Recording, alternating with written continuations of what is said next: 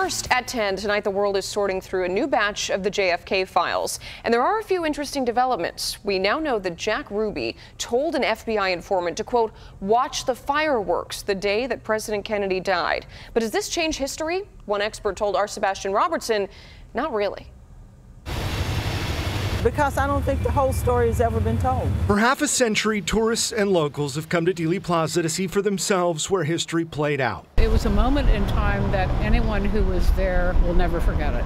November 22nd, 1963. John F. Kennedy is shot and killed by an assassin, Lee Harvey Oswald. That wasn't that far away with the scope. Today, nearly 54 years later, historians are combing through thousands of newly released FBI records. This is the fifth document dump by the National Archives, totaling some 5 million pages of records released to the public. But don't expect any major revelations. There isn't going to be the proverbial smoking gun or guns out of this information. Dr. Larry Sabato, a renowned author on the topic, has made it his life's work to research the president's assassination. He says while the documents don't change the narrative, they do provide detail. What's more obvious than ever is that the CIA was well aware of Oswald's movements.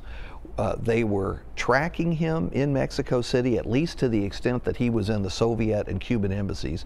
They had audio tapes of his calls, which they claim now are destroyed. And then there's the other information. There's a detailed account of a CIA plot to kill former Cuban leader Fidel Castro. There's a handwritten document tracking Oswald's contact with the Soviet embassy in Mexico City. All information fueling a fire of speculation that will only continue to burn. At this point, having reviewed only 20% of the documents, I wouldn't want to give a definitive answer. I can tell you I have not yet come across something that will change the basic narrative. With so many pages yet to turn, there's no telling what could be revealed. Oswald was killed. Think about what would have happened had Oswald lived. Sooner or later, we would have gotten the real story. That's the tragedy. In Dallas, Sebastian Robertson, Channel 8 News.